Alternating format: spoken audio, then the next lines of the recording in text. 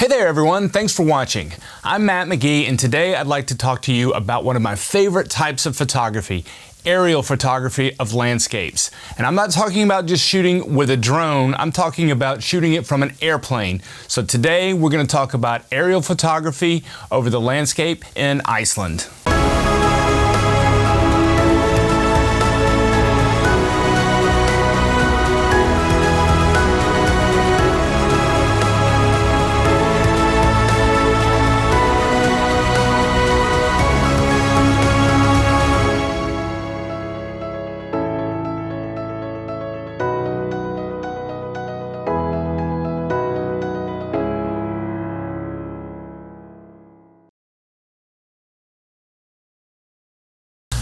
I've always thought that photographing landscapes from the air is really special because it gives you a unique perspective and it totally changes the look and feel of the landscape you're photographing.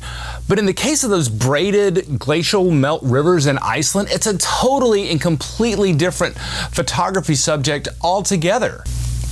So glaciers and ice caps in Iceland account for about 10% of the land mass. And what happens is these glaciers unfortunately melt.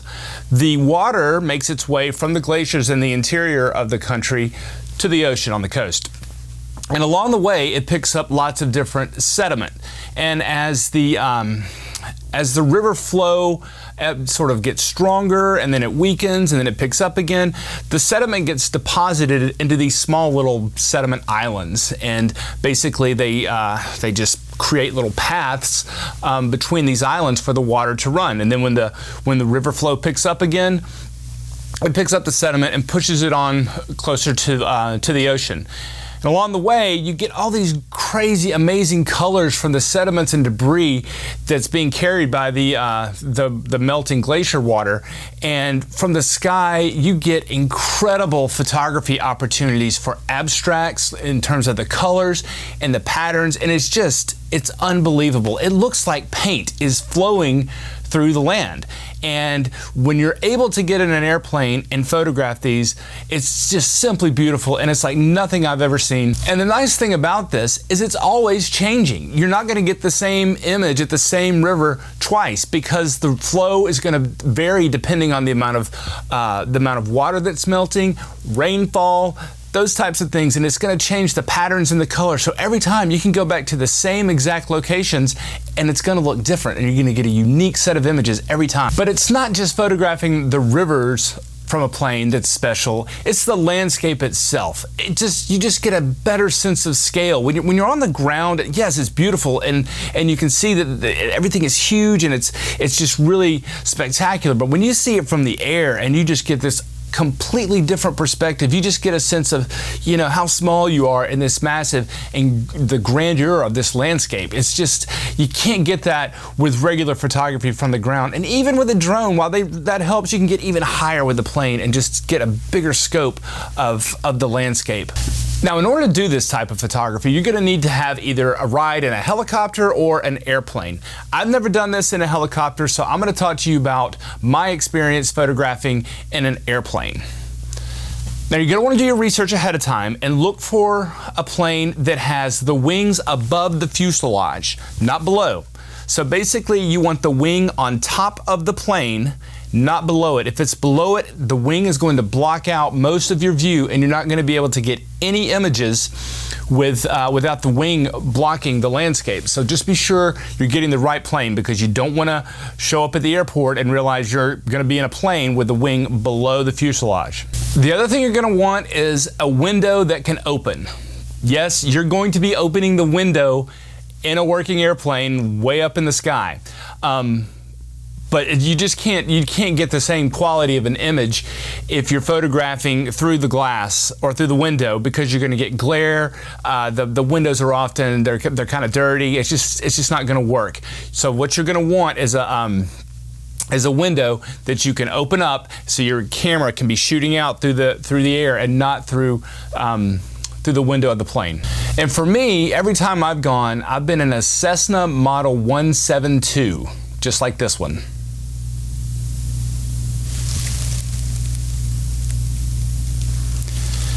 And I've always hired Volcano Pilot to fly the plane. He is just so passionate about flying in general, but he understands how to get you in the right location to get the best images, to get the quality photographs. He knows how to slow the plane down, to tip it over on its side a bit when he needs to, and he's just really safety conscious. I can't recommend him enough. I'll put a link in the description to his website so you can get in touch with him if you're in Iceland and would like to do this type of photography. Now, you may be saying to yourself, that's a really small plane, and it is, but when I flew, I never felt that my safety was at risk. It felt a lot like just being in a commercial airplane. It's actually more fun because you get to sit in the front seat and you see all the gears and the gauges and you get to see what's going on. It's like, you're right there in the cockpit.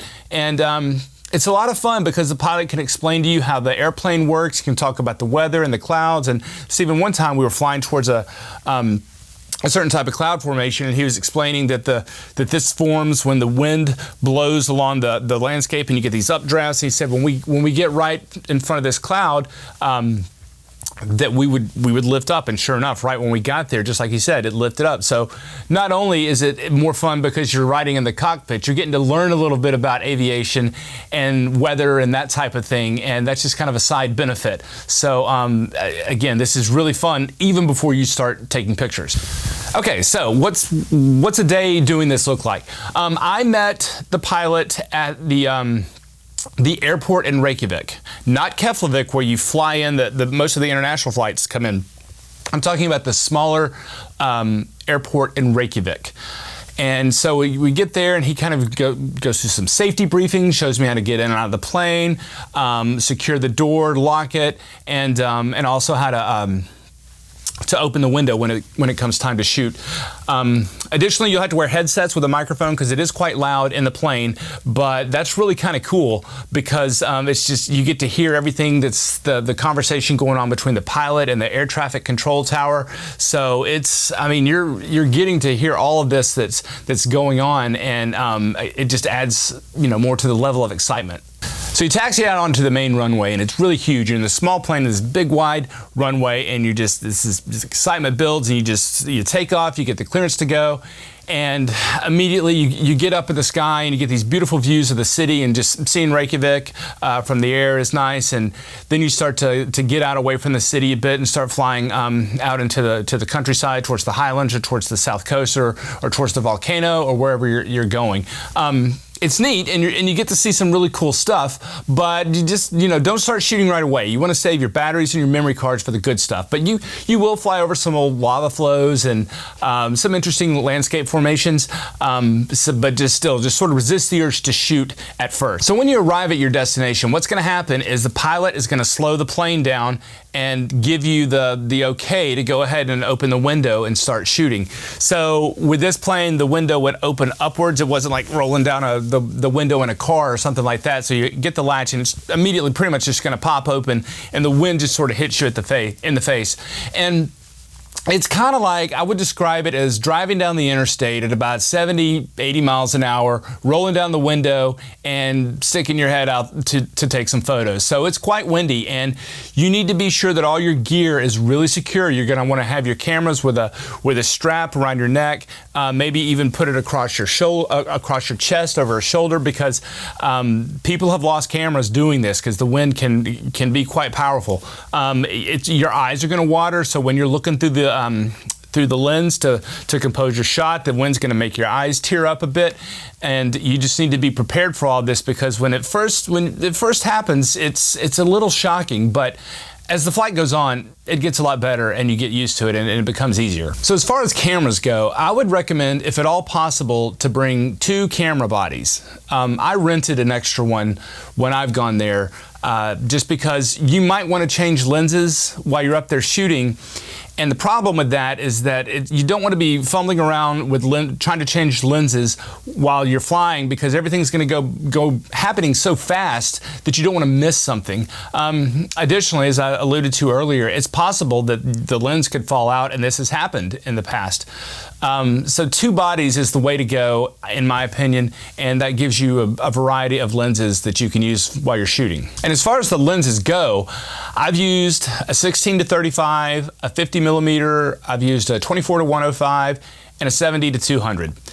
And in hindsight, the 16-35, while I've used that for lots of landscape photography, I think it's just too wide for this, because when you're shooting from the plane, with that wide of a lens, you're going to get the wing, the wheels, the tail of the plane. It's just too wide. So I would recommend going with a 24-70 and then a 70-200. Those 2 lenses are going to give you just a super wide range of focal lengths, and it's going to get you everything that you need. Okay, so camera settings. This is going to be completely different than any other landscape photography you've done before. Normally, we're working with a tripod. You can sit there and compose your shot and take your time. Now, this is all happening really fast.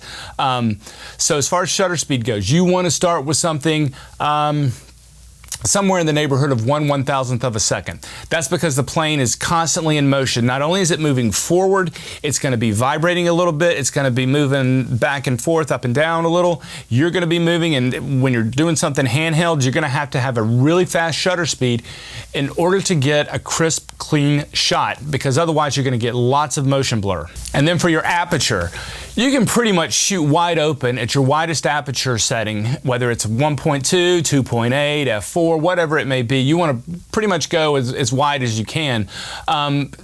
That's because the shutter speed is so fast that you're going to need more light to get a properly exposed image.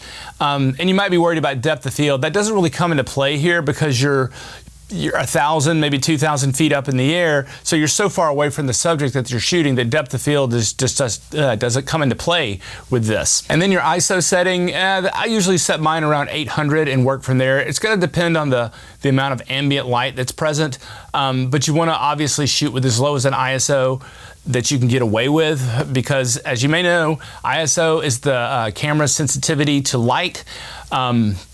The lower the ISO number, the less sensitive your camera is to light. The higher the ISO number is, the more sensitive your camera is to light. But the trade-off with the higher ISO is you're going to get digital noise, and the images are going to look kind of grainy. So, as always, you want to use the lowest ISO that you can get away with. But in this case, since the shutter speed is so fast, you're probably going to be using a higher number than you're used to. Again, I start at 800 and kind of work from there after I see how the images are turning out. And then be sure to bring lots of memory cards and fully charged batteries with you, and keep them in a jacket, like in a pocket that you can easily access, because you don't want to be fumbling around up there trying to find a memory card if you fill one up, or if you need to change a battery. You want everything really convenient so you can get a hold of it quickly and not have to be fumbling around in a bag full of gear in a small plane that's moving really quickly past all these photography opportunities, and you can't get your camera battery changed. And speaking of a moving airplane, one of the biggest challenges of this type of photography is being prepared to compose your shot. Everything is changing so quickly. So as you're flying around, the orientation of, say, a mountain to a lake could be changing as you move past it. It's all happening so quickly. So again, normally we're working with tripods and have time to set things up. But with aerial photography in a plane, you may only have a couple of seconds to get the shot that you're wanting to, with having everything lined up. And fortunately, a lot of times the plane will just circle around a few times over a certain area to give you a few different chances. So you just, as much as possible, you want to kind of look ahead a little bit, see what's coming up, because you may only have 1 or 2 seconds to get that image before the alignment of everything completely changes. And as usual in Iceland, you want to be sure you've got the proper clothing to stay warm. Iceland is pretty cold in general, but once you get up in the sky, it's going to be even colder, and then with the wind blowing, it's even going to be colder still. So gloves, a good jacket, layers, some sort of hat or toboggan to keep your head warm. You're going to want those when you're up there. Maybe even some hand warmers would be a good idea, because you don't want your hands getting too cold, because that's how your controlling your camera equipment. So just be sure you've got all the proper clothing you need to stay warm up in that plane. And you might be wondering, can't you just do this with a drone? Well, with some of these images, yeah. I mean, you probably could, but I think there's some distinct advantages to doing aerial photography from an airplane. Number one, you can take a DSLR camera with a high quality lens on the plane. Now with a drone, don't get me wrong, these things are fantastic pieces of equipment. I think the DJI Mavic 2 Pro is kind of one of the popular drones out there right now that I've seen a lot of people using. It's a great, I've got it, it's a great little camera. It's made by Hasselblad. I think it's a 20 megapixel camera. It's got a focal range of f2.8 to f11. I mean, it's fantastic for something that you can just fold up, throw it in a backpack, and take it out to some remote locations and get some incredible aerial images and video. But it's still not a DSLR. So you still can't get the highest resolution that you can with a DSLR camera. So the first reason is better camera quality. Another advantage of doing aerial photography from a plane, and this may be the biggest advantage in my opinion, you can cover a lot of ground in a relatively short period of time. A 2 or 3 hour flight can get you tons of images from several different locations. That's just not possible when you're shooting from a drone, because you've got to drive from point A to point B to point C, and with a plane, you're just flying and you just keep on going. You're flying at a faster rate of speed, and you're just going to be able to cover so much more ground. On one flight, I was able to photograph rivers on the south coast, then go to Landmannalaugar, and then to more rivers on the way to Maelifell, which is a pretty remote location, and then flew up to a glacier that was even more remote. And on the way back, we hit Thorsmork. So there's so many different locations that we hit all in one flight. And when it was over, I was back at my hotel and had dinner in Reykjavik, and it didn't take up my whole day to hit all those places that if you were driving around and photographing those with the drone, it would probably take 2, maybe 3 or 4 days. So you can make up a lot of ground in such a fast period of time. Another advantage of using a plane for aerial photography is the amount of time that you can stay in the air. Even if you have multiple batteries for a drone, you still can't stay up for hours and hours like you can with a plane. So even if you have fully charged batteries and you can run through them pretty quickly, it takes a while for those to charge up again. So you're going to get more time in the air, which means you're going to get more shots from the plane than you would with a drone. Another thing that's really nice about flying in an airplane is that you can get to some really, really remote locations that just aren't possible when you're flying a drone. I mentioned that we were able to fly over parts of a glacier that were really remote. I don't even know if you could get to where we're going when we're flying over this thing. It's just incredible. It's so far away. And even if you did, it would take lots of hiking over technical terrain, climbing on ice and that sort of thing. It's just not possible, or it's definitely not practical in a lot of situations. But with a plane, all you do is just fly out there and you're in these really crazy remote locations, able to photograph some areas that most people won't be able to get to see. So that's another really good advantage of flying in a plane for aerial photography. So if you're going to Iceland to do some landscape photography, I really encourage you to try flying in a plane to shoot the landscape from the sky. It's so much fun. It's a completely different perspective, and you really get some unique images that a lot of people have not been able to capture. And again, with these rivers, they're just so incredibly unique, and the abstract photography possibilities are there's endless, and they're always changing. They're never the same. So I hope you've enjoyed some of these tips. Let me know in the comments if you've done this type of photography and what you think. Thanks again for watching, and I'll see you in the next video.